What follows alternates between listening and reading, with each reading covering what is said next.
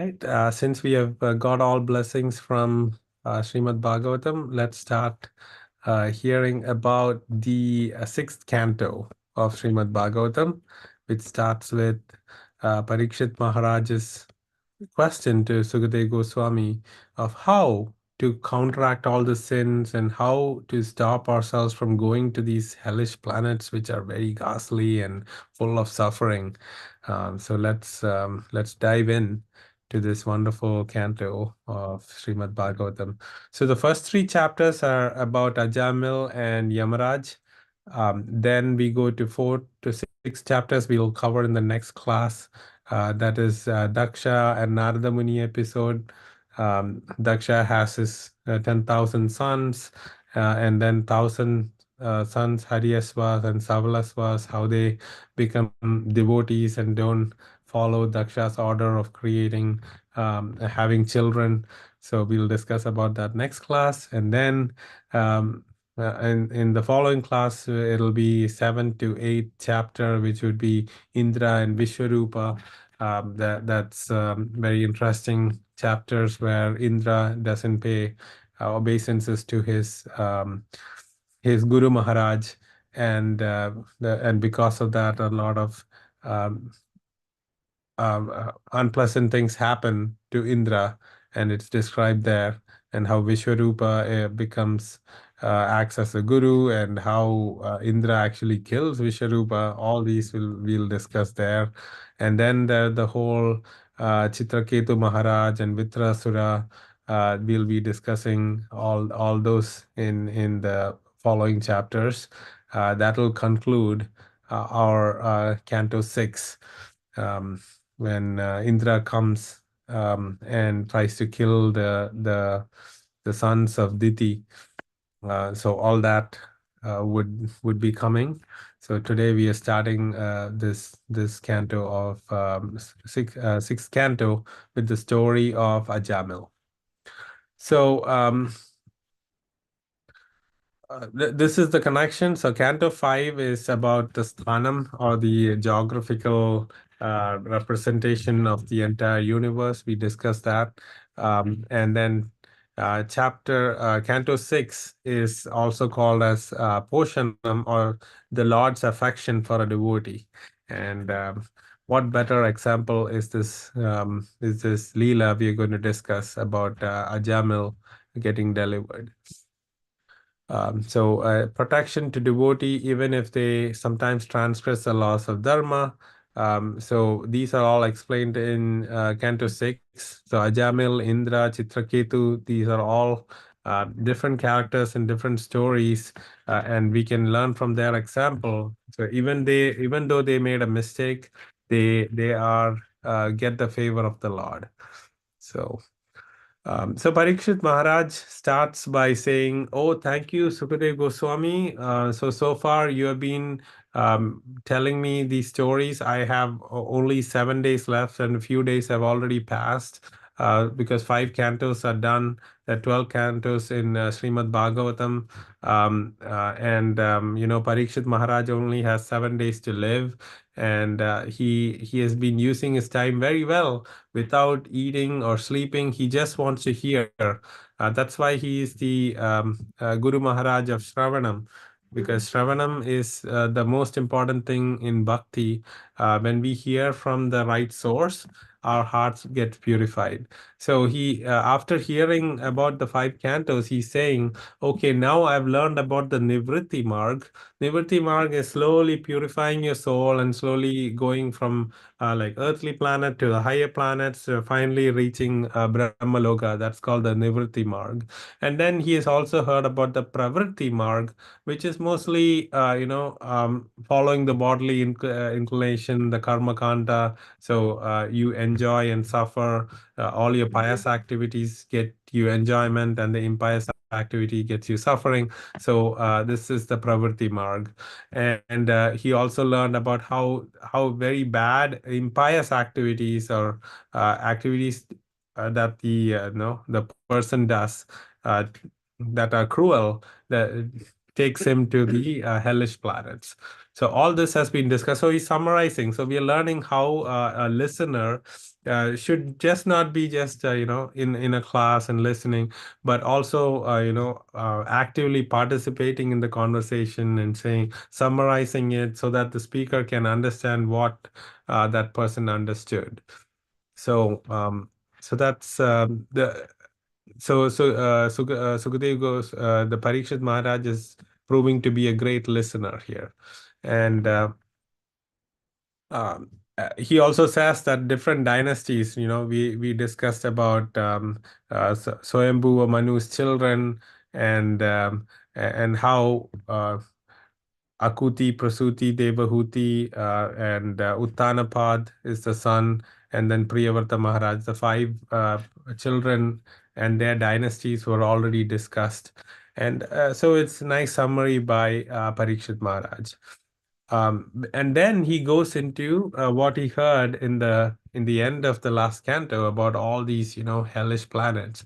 So how may the humanity be saved from entering this hellish planets? Because a Vaishnava, Parikshit Maharaj has purified his life by hearing, and he's not going to these hellish planets. But he's asking for all regular people who are unknowingly sinning a lot in their life, and they're going to these hellish planets. So for to help them, Parikshit Maharaj is asking this question to Sukadeva Goswami: How can how can these souls be saved? And that's a very important question. Um, so, Sukadeva Goswami answers this question in three ways. The guru sometimes tests the disciple. So he doesn't give the answer straight away. He gives one answer which is partially right, and then he improves his answer, and then he gives the final answer. So he's testing his listener by giving an answer. Initially, he says that by atoning for your sins, by if a person has done something very bad. You've heard about this term prayaschitta, that you go to an astrologer. They say, hey, you go to this temple and do this service there, like you buy bananas and give it to this cow, and then the sin that you committed will go away. So this is like the called the karma kantic atonements. So you did sin, and then you want to get out of it by doing something that will get that sin out. So this is the answer that Sukadeva Goswami initially gives. Hey, you just do atonement, and then you can prevent yourself from going to hell. But then Parikshit Maharaj didn't like that answer. He said, "Hey, if somebody does this, he for the sin that he just committed, he's removing the sin. He's counteracting the sin with this atonement. However, that person will sin again. So there's no end to this. They sin and then they counteract the sin, but the desire to commit sin continues, and then it's just like the elephant taking bath. So do you know why he compares that to elephant taking bath? Okay, Ayana wants to say. When an elephant takes a bath, it's because they're dirty, but again, they'll become dirty because they walk around in the mud and everything. They actually take the dust and throw it on themselves after taking a. If you remember when we went to the zoo, the elephant was after taking a bath in the lake, it came out and then it was taking the sand from the ground and throwing it onto him itself. So as you can see in the picture, it's just the elephant bath. So you have sin, you atone for the sin, and again you're throwing more sin on you. So there's no end to this. So Parikshit Maharaj kind of rejects this answer, that this is not a good process, the karma kantic atonements. Um, then Sukadeva Goswami said, okay, that's good. Then, okay, then why don't you just do Jnana Kanta? Gyanakantic atonement. So Gyana means knowledge. So with knowledge, you can understand that, oh, if I do this sin, I would get the reactions of that. And because of that, you would, you can atone or prevent yourself from going to this hellish planets. But then Parikshit Maharaj said, but learning about these sins is a good thing, but it's just like the bamboos in a fire. So if there's a forest fire and then the bamboo burns, okay, just like the sins burning with knowledge, that's good. But when the circumstances are good and there's rain, the bamboo grows again because the root is still under the ground, and it actually grows with more vigor because forest fires happen and then the forest reappears uh, uh, um, reappears in the forest, right? So these trees reappear. So this is why Sukadeva Goswami, Parikshit Maharaj is rejecting even knowledge as a way to get out of it. Because if you look at an example, like in this world, there are many smokers, right? In the cigarette packet itself, it's written smoking is injurious to health. But even though they have the knowledge that smoking is not good for them, they give in to their they really want to smoke cigarettes because they even though they know it's not good for them for their lungs, they still smoke, right? So just like that, the knowledge jnana kanta is not going to help a person to completely atone for the sins. So now he has rejected karma kanta atonement and jnana kanta atonement. Any questions on these two? Okay. So since Parikshit Maharaj rejects these two answers, then Sukadeva Goswami said, "Okay, I have a good listener and a good student who has understood really well." So then he says the best process is actually bhakti. So because bhakti not only removes the sins, it also removes the desires to commit these sins. So you can see that the devotees, they once they take to the holy name and follow the regulative principles, and they are in the association of devotees, they don't have any desire to go eat meat or drink alcohol or do gambling, or waste their time doing sense enjoyment. That desire itself goes away. Yeah, they might have had that life before, but once they take to bhakti and get the mercy of the Lord, they don't want to do that. And hence, they are preventing themselves from going to these hellish planets. So, Sukadeva Goswami clearly says that bhakti is the best process. And to illustrate that, he narrates the story of Ajamil. Any questions on why bhakti is the best process to atone for sins and remove the desires that cause these sins? Yeah. So what if a person does bhakti for an amount of a period of time, but Mhm. then gets sick of it for some reason and returns back? Will that still count or Mm. go? Yeah. So actually, your question will be answered with the story of Jamil. And you can see. So let's go into the story, and you can ask me the same question if my the answer doesn't come. Okay. So there was this man called Ajamil. He had lost all good qualities, and he was with a person, a very beautiful lady, but she was not a chaste woman. So they are called prostitutes who sell their body for money. So he got married to a prostitute and had a family with that lady, and he was 88 years old, and he had 10 sons. The youngest of the sons, he, by some suhrita or pious activities in his previous life, he named his youngest son Narayan.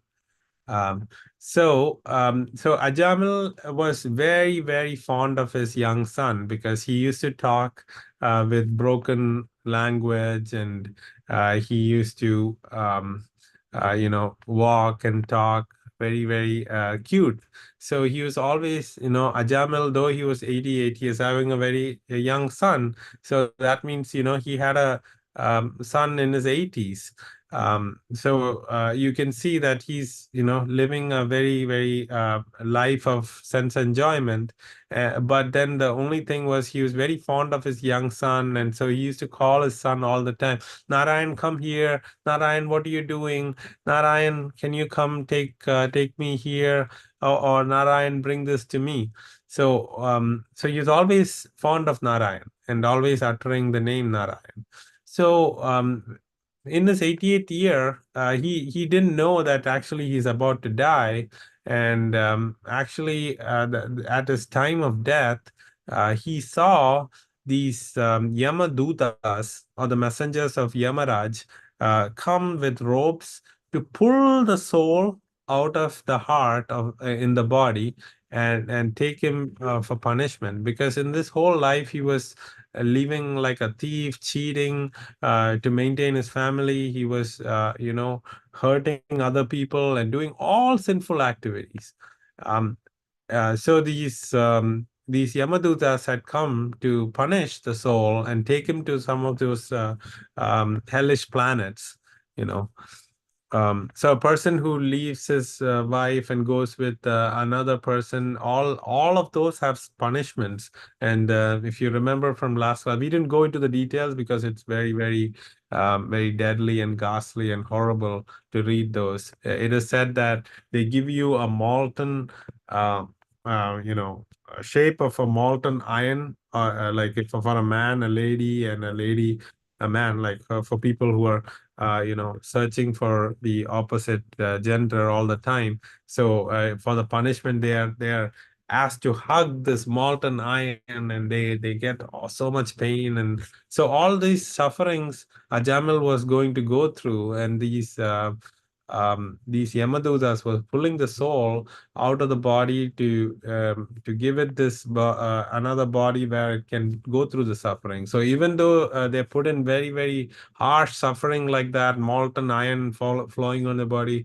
yeah, they don't die in the hellish planet. They just get the pain, and they have to go through that over and over. So they're pulling the soul, and as they were pulling the soul, um, this Ajamil, when he saw these Yamadutas, he immediately called the son, Narayan, in a very, very helpless mood. And because he called the four-syllable name of the Lord, Narayan. So four syllables, four Yamadutas came, and there were only three Vishnudut, uh, four Vishnudutas came. Vishnuduta means messengers of Lord Vishnu or Narayan, and the Yamadutas are the persons, servants of Yamaraj. There were only three of them because each of them represents the sins that Yamaraj committed with his body, mind, and words. So three Yamadutas were there, but then they were outnumbered by one, because there were four Vishnudutas who came. And there was a big conversation happening between the Vishnudutas and the Yamadutas. And Yamadutas had never seen these Vishnudutas before. They're very attractive, beautiful helmet, lotus in hand, nice garland, blazing yellow garments. They looked very attractive. They've never seen such nice people, but they were not understanding why these nice looking people were trying to stop them from doing their work. And they thought Yamaraj was the supreme person because they were always serving Yamaraj. They were like, why is these people coming, and how are they able to stop us? I thought our master was the supreme person, and he took care of all these deviant souls who had gone through a bad life. So they were very confused, and they were asking these questions, um, like, why aren't you following Dharma? Why aren't you letting us do our job? and all these questions. And the Vishnuduta said, you know, what you all are doing is not right, because Ajamil had called the names of the Lord Narayan at the time of death, and we know in Bhagavad Gita that there's a verse that tells us that if you remember the Lord at the time of death, you will be saved. And this also shows, the power of the holy name. Even though Ajamil was calling his son, but he was helplessly chanting the holy name of the Lord, Narayan. And when that name is chanted, the Vishnudutas comes to protect Ajamil's soul. And he says, when Ajamil chanted the name, all his sins were annulled, and he gets protection from the Lord. So then there's more description of Ajamil's story, how he went into a sinful life. So Ajamil was a Brahmin who was always chanting the holy names of the Lord, leading a very good life. But then it is one small association. So bad association, gets us to the bad places.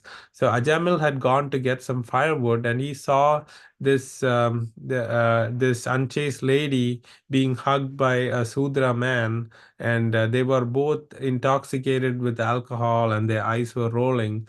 But then Ajamil was, as you can see in the picture, he was hiding and looking at this lady who was very beautiful, and he thought, "Oh, I want to be that man, and I want to be with that lady." At this point, Ajamil already had a wife, and he was living a nice life focused on the Lord. But then he fell down, seeing this and the lust in his heart grew, and then he was always remembering this lady, and then he gave up his family, and he went and married this unchaste woman, and then he had many children with that woman. And just to maintain the children with that woman and her own children, he had to do many sinful activities, like you know um, getting money from others by force, and all those very, very bad sinful activities he was doing. So uh, so it's all started with that moment's association of seeing this bad thing happen. They're expressing like their affection in public, and he was looking at that. So the one thing we can all do is to, try to prevent ourselves from putting us in that situation where we see things or be with people who can influence us to go in the bad path. Um, so Ajamil, he gave into his lusty feelings in the heart, and life was spoiled. Um, so the stages of this is mentioned in the 10th canto. What is said is, first, you think about the person, so you're attracted through the eyes, then you have intense attachment. The attachment comes in the mind. So always thinking about the person, then you're getting determined to be with that person. So you lose your sleep, and you're thinking about the person all the time, and then you become totally crazy and mad and shameless. Um, um, so um, and you get disinterested in other things, and then finally you die after being stunned with this. So all this, it can be turned to Krishna also. So with Krishna, you can be attracted with the eyes, and then you can be attached to him. You get determined, you lose sleep because you're thinking about Krishna all the time. You don't care for your body so much, so you become very thin. So all that the gopis even did, but they never get to mrityu, because they go back to Godhead. But a person, if you do what you have to do to Krishna to another person, especially in this case with an unchaste woman, um, that's how Ajamil fell down, and he was in his deathbed, going to actually go through this punishment. But by somehow he was able to chant the name of the Lord, and he got another chance. Um, so um, so then the Vishnuduta said about the power of the holy name. So this is why, we always say you have to chant the holy name. So every day, if you have to chant the holy names of the Lord. So for a person practicing in Krishna consciousness, we chant 16 rounds a day, because every day, we have all uh, these impressions that are coming to our mind, and then by chanting, all those gets annulled, and we get to the path of bhakti. So the Vishnudutas are mentioning all this to the Yamadutas. So holy names is the perfect atonement. It attracts the Lord's attention. It awakens bhakti. It is the perfect purification. It's effective in all moods. So if you're in an angry mood or jovial mood, you can chant, and it's effective. Um, yeah. If there's an accident or calamity, you can chant. It helps. It counteracts all sins. It removes all desires for sins. Um, and it is the best action to chant the holy names of the Lord.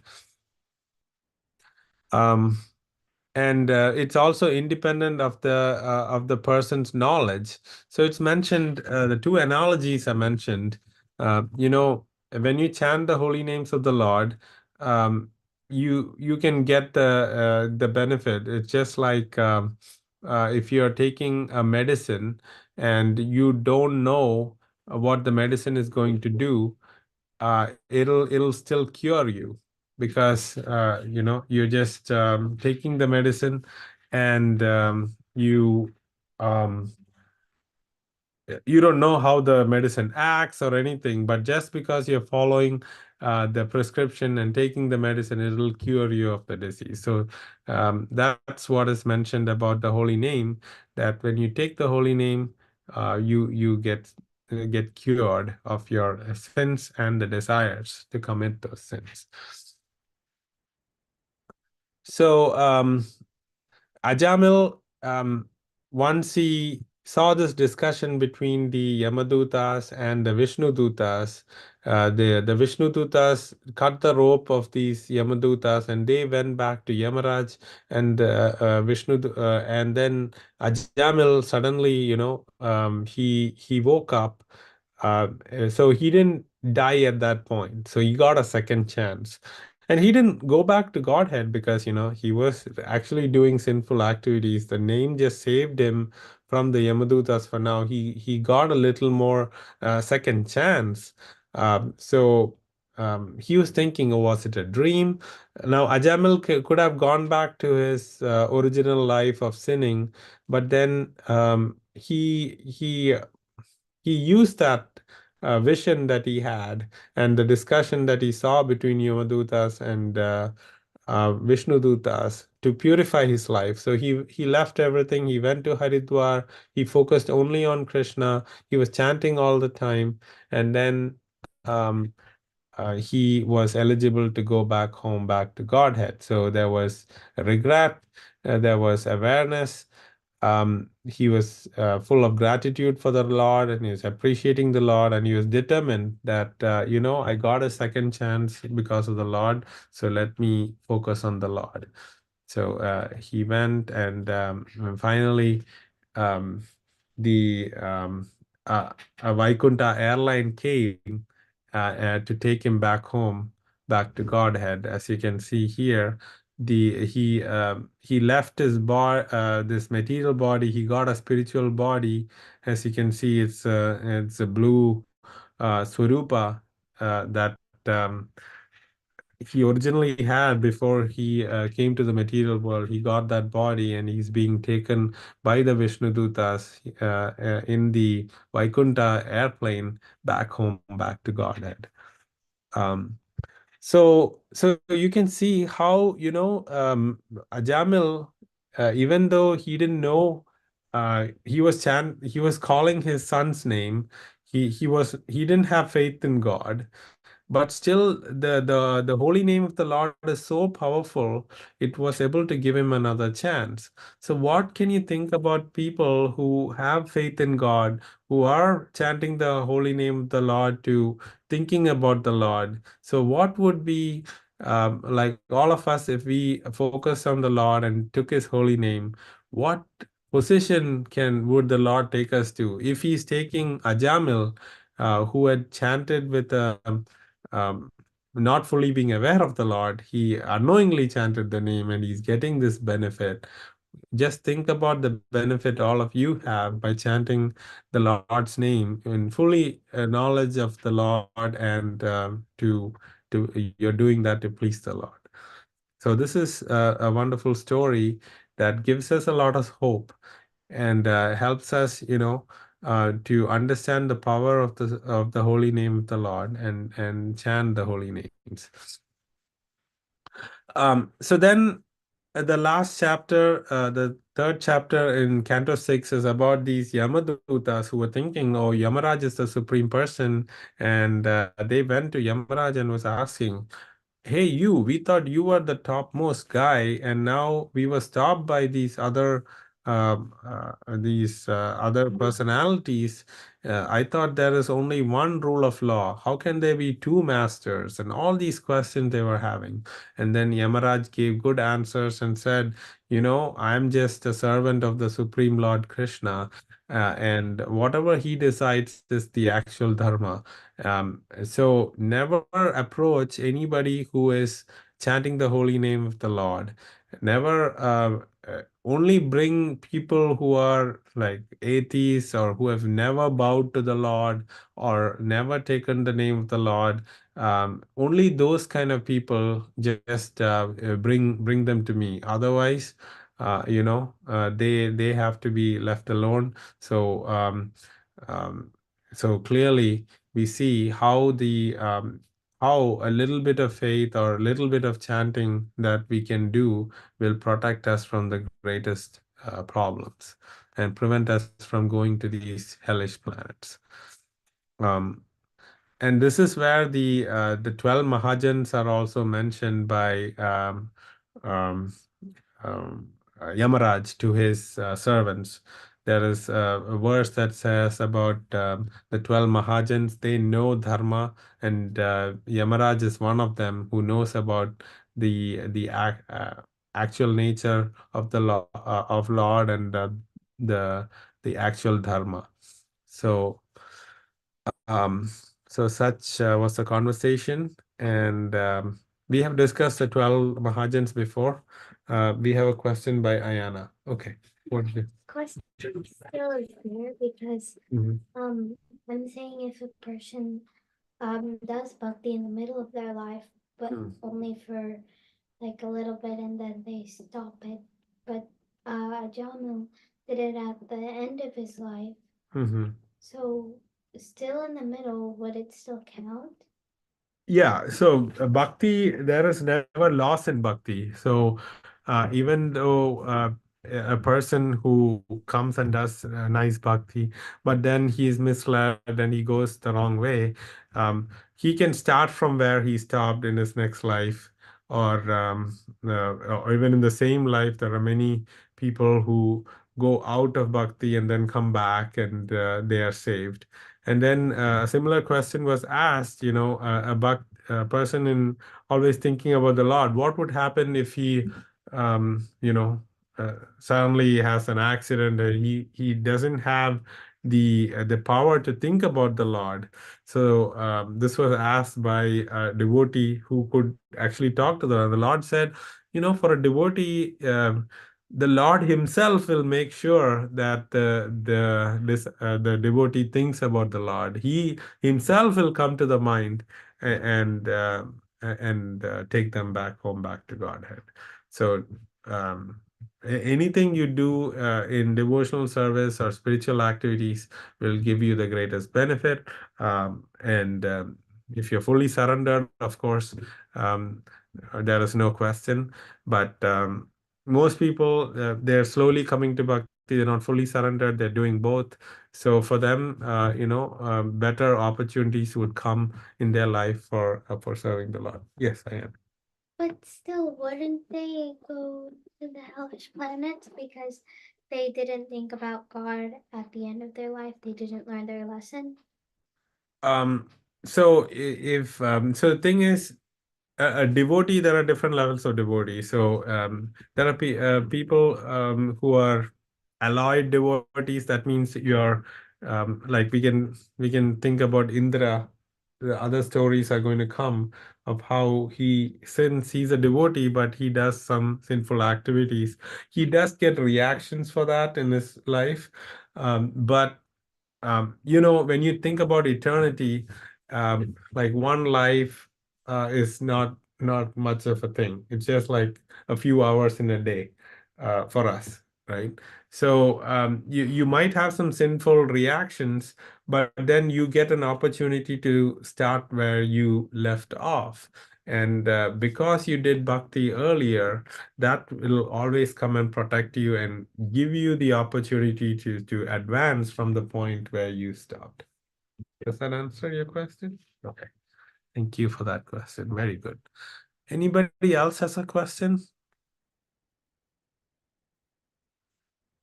Okay, which means we can come to the conclusion of our class, and then we go to the Kahoot quiz so that we can, learn more about this wonderful pastime of the Lord. So if you could all join this Kahoot, and don't think of it as a competition, but just think of it as an opportunity to learn. We have 18 questions. The pin for today is 8541509.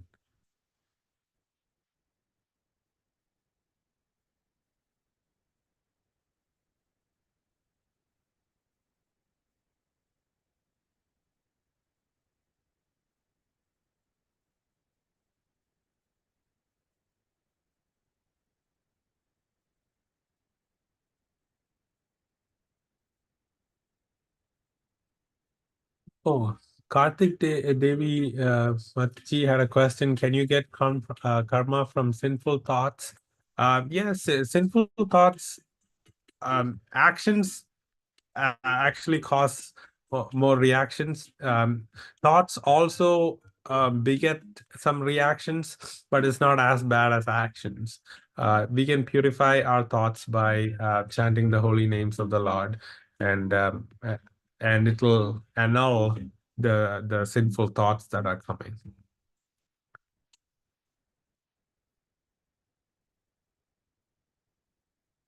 But in Bhagavad Gita, it said it is our thoughts that lead to actions. So if we don't stop our thoughts that are sinful, it will ultimately go to sinful actions, and that will cause reaction.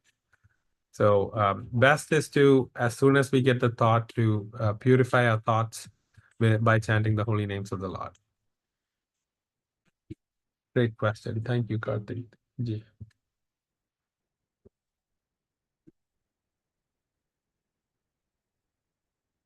Okay, we have 4 participants in the call and 4 participants in Kahoot, so we can get started.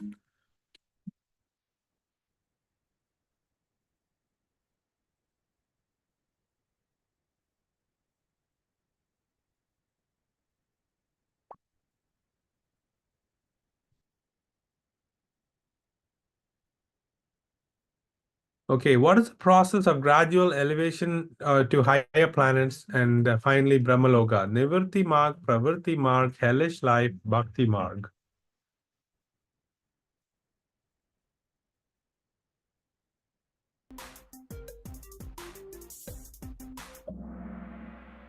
Yes, Nivritti Marg is the gradual elevation to higher planets. This was when Parikshit Maharaj was reiterating what he learned so far um, to Sukadev Goswami. Okay, very good answer, Karthik ji. Second, what is the process of following bodily inclinations? Pravritti marg, hellish life, nivritti marg, or bhakti marg? Yes. Pravritti marg is the right answer. And this will just, keep us in the cycle of life and death if we're just following what our senses want. What is the first process that Sukadev prescribes for saving oneself from hellish planets? So he gave three different ways. The first, what was the first one? Jnana Kanda, acquiring knowledge, Karma Kandic atonement, or Prashchitta, devotional service, or all of the above. Yep, the correct answer is karma kantic atonement. Like we said, let's go do something to atone for our sins. Um,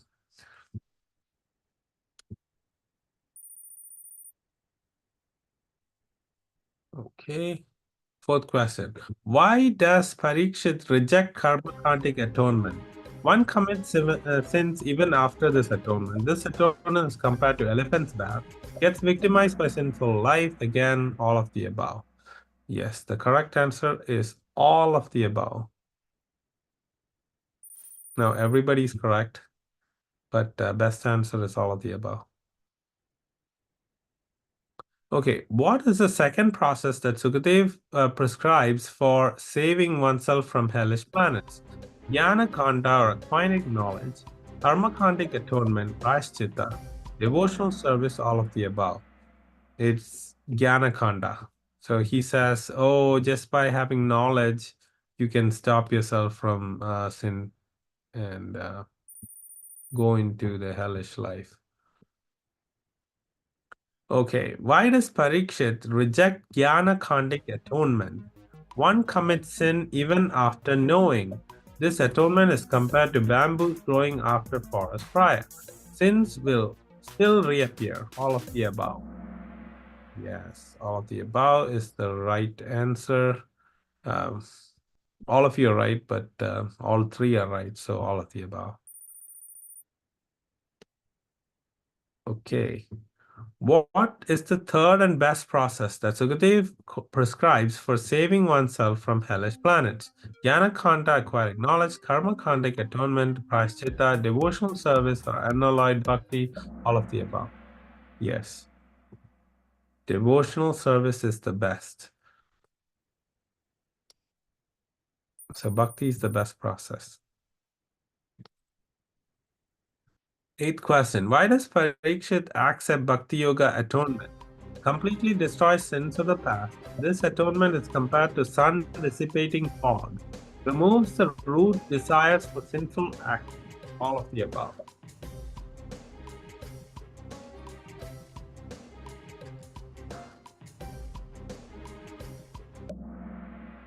All of the above is the right answer. I think I didn't mention this, but just like the elephant bath and the bamboo fire, bhakti is compared to the dewdrops which evaporates when the sun comes out. So nothing is left behind. The sinful reactions and desires are completely removed with bhakti. Okay, ninth question. How old was Ajamila when the Yamadutas came to take him for punishment? 58, 78, 88, 108. Yes, 88. All of you got it right. That's excellent. Um, how many Vishnudutas and Yamadutas came when Ajamil was about to leave his body? Four Vishnudutas, three Yamadutas, three Yamadutas, three Vishnudutas, four Yamadutas, five, four, or 10, 10. Yes, it was four Vishnudutas and three Yamadutas over there.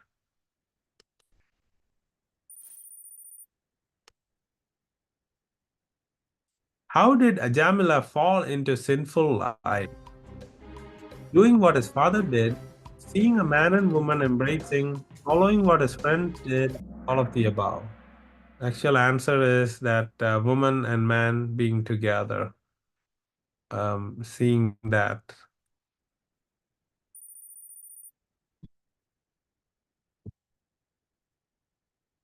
Okay, Ajamila atoned for millions of lifetime of sin by chanting the name of Narayana in a helpless condition. True or false?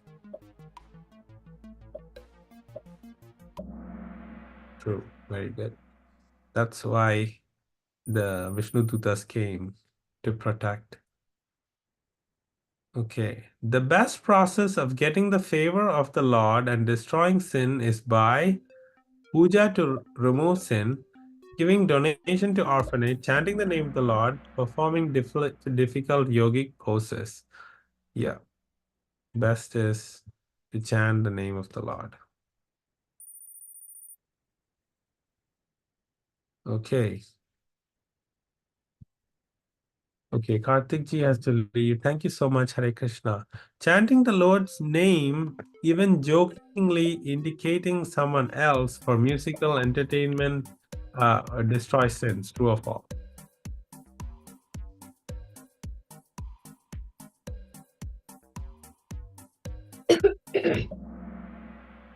True. So, just like Ajamil, he wasn't even calling the Lord, but it helped him.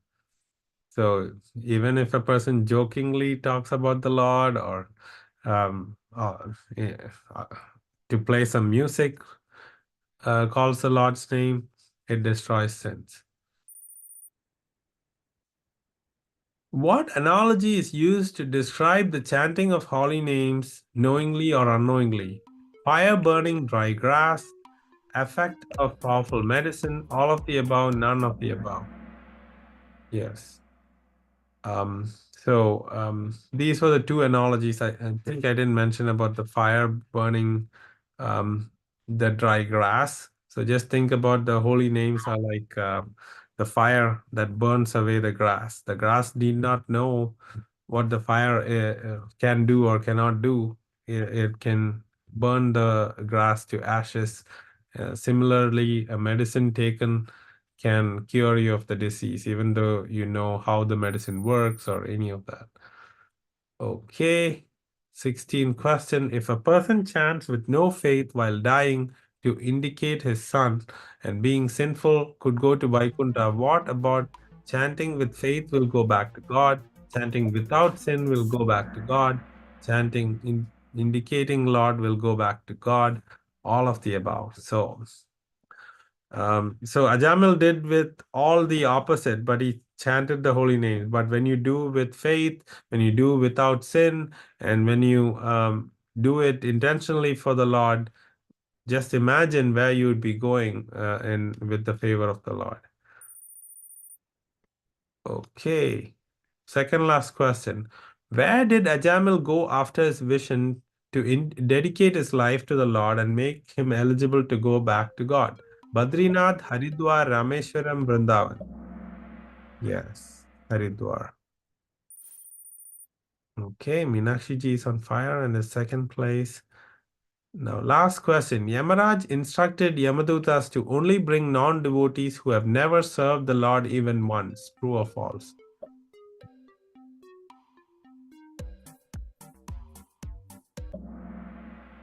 True is the right answer. So let's see who is on the podium. Unknown is in third place. Meenakshi ji is in second place. And a Krishna devotee is in first place. And I think that is Ayana. So Prabhuji, I all have like internet, so I came third. yes, yes, very good, Nitinji. I wish your brother was also here, Santoshji, but you can fill him in with the story we discussed today. So you can do your hearing you've done in this class, and then you can do your chanting or describing the Lord to your brother. That way, you'll get benefit there also. So. Um, Thank you so much, all of you. Wish you a very, very happy, healthy, prosperous, and spiritual New Year 2024, which is tomorrow. For Um, you, uh, have a wonderful year, and we'll meet again next Sunday. I'm so happy that all of you could join and give me your association, and I could be with all of you wonderful souls. Hare Krishna. Hare Krishna, Prabhuji. Hare Krishna Prabhuji and Happy Happy New New Year. Year. Yeah, thank you so much, Meenakshi ji. Happy New Year.